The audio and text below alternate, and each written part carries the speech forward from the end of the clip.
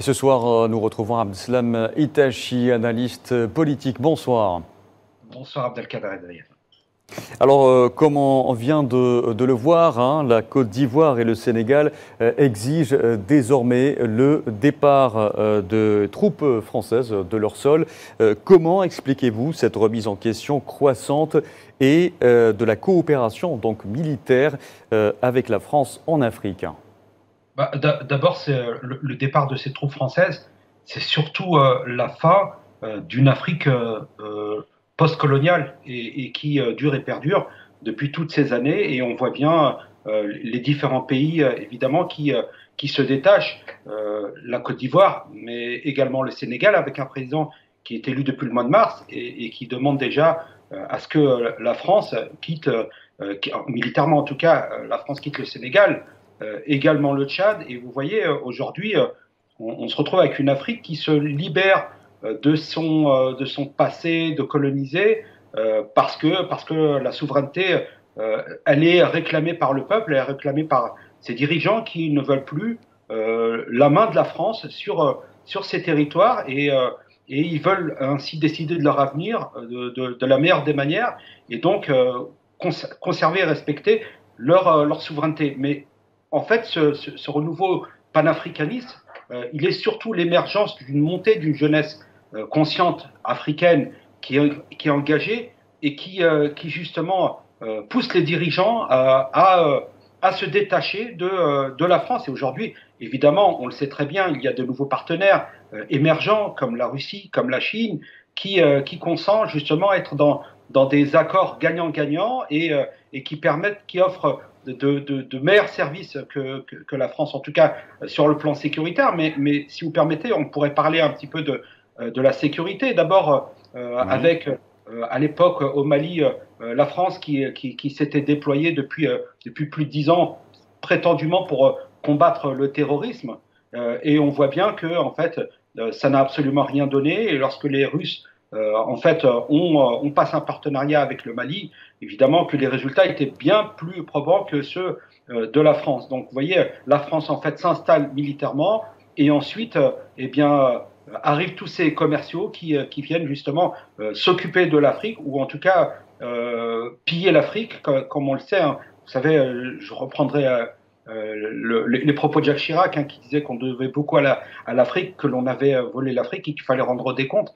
Donc, vous voyez, c'est Emmanuel Macron, en fait, il est dans la lignée de tous ses précédents présidents de toute la Ve République, avec une attitude totalement coloniale et colonialiste.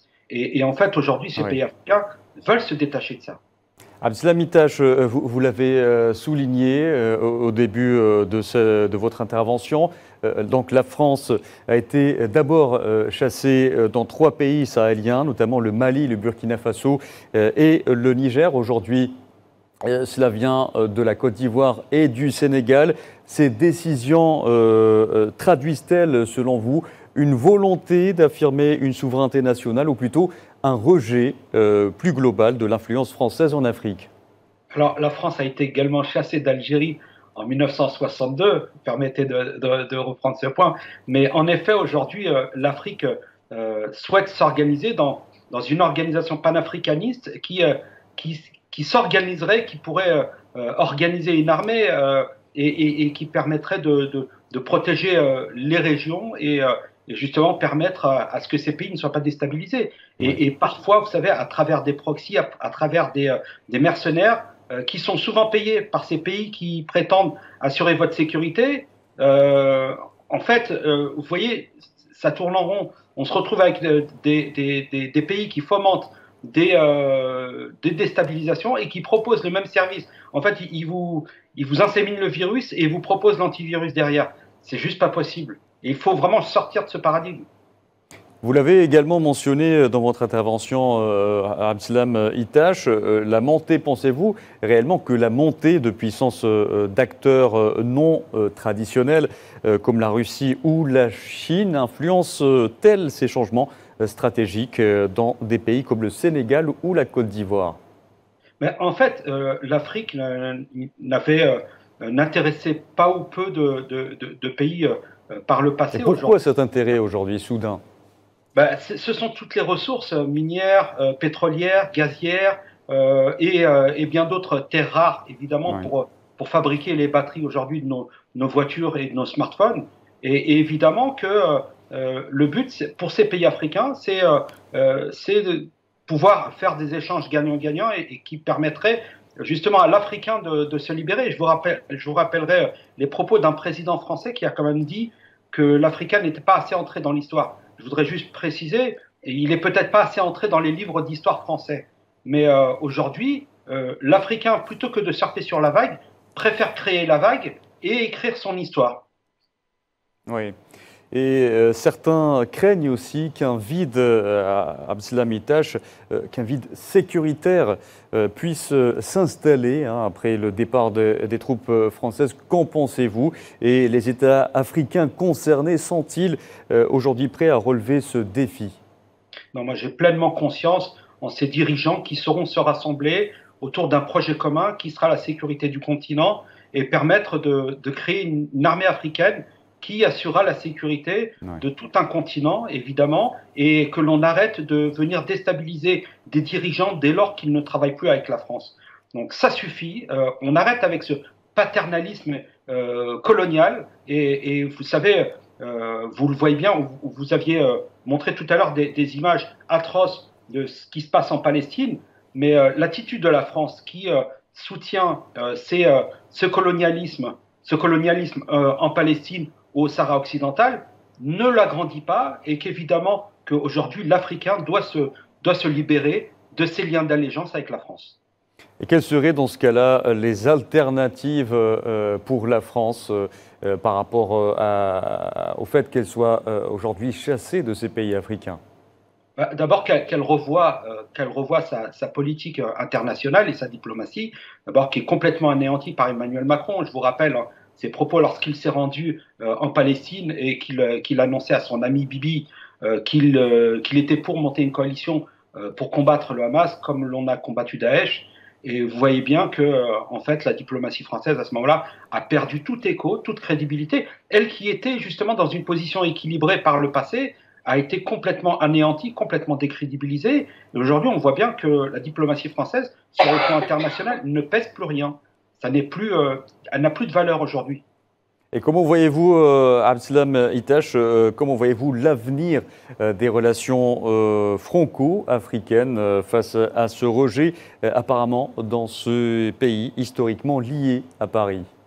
Alors, d'abord, pour la France, ça va être une énorme récession, puisque des parts de marché africaines seront perdues au profit de la Russie et de la Chine, et que, évidemment, en France, ça sera très compliqué. Ça sera très compliqué également pour toute l'Europe, puisque vous savez, vous avez d'un côté Vladimir Poutine et de l'autre côté Donald Trump, qui est complètement investi pour les États-Unis, America First, vous connaissez son slogan, et les deux vont vouloir mettre en pièces l'Europe parce qu'ils ont ce dénominateur commun là de vouloir remporter des parts de marché et faire reculer l'Europe. Donc ça va être très très compliqué, et pour la France, et pour l'Europe. J'espère avoir répondu à votre question.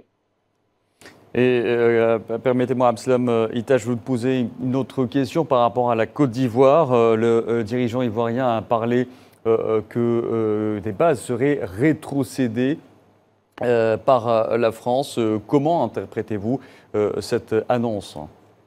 Eh bien, de la façon la plus saine et d'un pays qui veut justement décider lui-même de sa stratégie militaire et permettre d'organiser une véritable armée. Mais c'est déjà le premier pas vers une armée africaine. C'est déjà avoir sa propre armée et assurer son territoire et ensuite s'organiser sur un plan continental. Mais en tout cas, moi, je vois ça de très bon augure. Et il est bien, il est normal que les pays, en fait. Alors, moi, je vous pose une question, Abdelkader Edmer. Est-ce qu'il y a une base ivoirienne en France? Vous me répondrez que non. Alors, je ne vois pas pourquoi il y aurait une base française en Côte d'Ivoire. Et d'où l'appel aussi de l'Algérie, les appels incessants de l'Algérie à trouver des solutions africaines aux problèmes africains et l'appel aussi au départ et à la fin de l'ingérence étrangère. Complètement. Complètement. C'est une vraie nécessité et on voit bien la diplomatie algérienne est d'abord cohérente et est en cohérence avec son histoire. Rappelez-vous, hein, l'Algérie est appelée la Mecque des révolutionnaires, qui a accueilli Che Guevara, Fidel Castro et bien d'autres leaders africains, et plusieurs leaders africains, Thomas Sankara, Amilcar Cabral et bien d'autres. Elle est en cohérence et je pense qu'elle doit se construire, et ce panafricanisme, il doit se construire ainsi. Quand l'Algérie nationalise son pétrole, évidemment qu'aujourd'hui, nous avons des ingénieurs algériens qui s'occupent du raffinage du pétrole, et le but, c'est de permettre à ces pays africains, à ces cadres africains de venir se former en Algérie pour apprendre tous les process pour pouvoir raffiner le pétrole et plus avoir à faire appel à Total. Moi, vous savez, ça me sort par les yeux de voir la Coupe d'Afrique des Nations avec Total qui est sponsor. Vous voyez, on est encore dans un paternalisme et une attitude colonialiste qui est juste insupportable. Et avec cette vague, cette nouvelle vague, pensez-vous que nous allons assister à des relations franco-africaines plus saines, selon vous? Écoutez, ils ont tout intérêt à revoir leur stratégie et être dans des accords équilibrés et qui ne soient pas du pillage tel que ça s'est passé sur ces 100 dernières années. Donc la France, elle a un devoir d'inventaire, de réfléchir à la façon dont elle se conduisait avec l'Afrique et se positionner au même titre que la Russie ou la Chine. Abdeslam Itache, je vous remercie d'avoir répondu à nos questions. Merci à vous. Je rappelle que vous êtes analyste politique.